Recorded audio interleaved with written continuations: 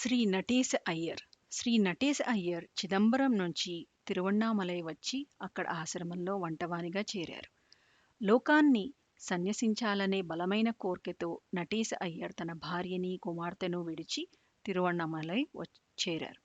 అక్కడ శ్రీ భగవాన్ పట్ల ఆకర్షితులయ్యారు. ఆశ్రమంలో వంటవానిగా చేరిన నటేశ అయ్యర్ రాత్రిపూట గిరి ప్రదక్షిణ చేసి ఆశ్రమం చేరుకున్న వారికి, ప్రయాణం చేసి రాత్రి సమయంలో శ్రీ రమణాశ్రమం చేరుకున్న వారికి అన్నం వండి వడ్డించేవారు. ఆశ్రమానికి వచ్చేవారు తెల్లవారుజామున 3 గంటలకు లేచి వంట వండడం వారికి ఎంతో ఆనందదాయకం. భక్తులకు సేవ చేసి వారి అవసరాలను గమనించుకొని వారికన్నీ సమకూర్చడం నటేశ్ అయ్యర్ గారికి ప్రత్యేక ఆనందాన్ని కలిగించేది. నటేశ్ అయ్యర్ ఆశ్రమంలో వంటవానిగా చేరిన రోజులలో అక్కడ వంటనంతా బ్రాహ్మణ వితంతువులే చేసేవారు. వాళ్ళు ఆయనకి బాగా పని అప్పచెప్పడమే కాకుండా ఆయన పైన అధికారం చెలాయించేవారు. నటేశ్ అయ్యర్ ఆ వేధింపులు తట్టుకోలేకపోయేవారు. ఎంతో కోపం కూడా వచ్చేది. కోపానికి గురి కావడం తప్పు అని తెలిసినప్పటికీ వారు కోపాన్ని ఆపుకోలేకపోవటం నటేశ అయ్యర్కు మరింత బాధను కలిగించింది.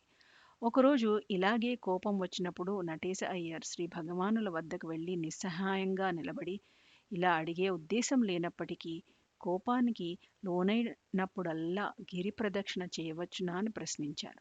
నటేశ అయ్యర్ నిస్సహాయతను గమనించిన శ్రీ భగవానులు చిరునవ్వు నవ్వి గిరి ప్రదక్షిణ తప్పకుండా చేయవచ్చును అన్నట్లుగా తల ఊపుతూ తమ అంగీకారాన్ని తెలియపరిచారు.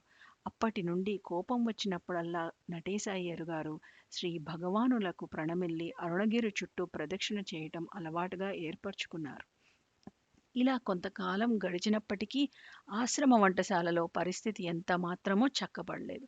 వంటశాలలో వితంతువుల వేధింపులను సహించలేక ఇక ఆశ్రమం నుండి ఎవరికీ చెప్పకుండా వెళ్ళిపోదామని నటేశ అయ్యర్ నిశ్చయించుకున్నారు.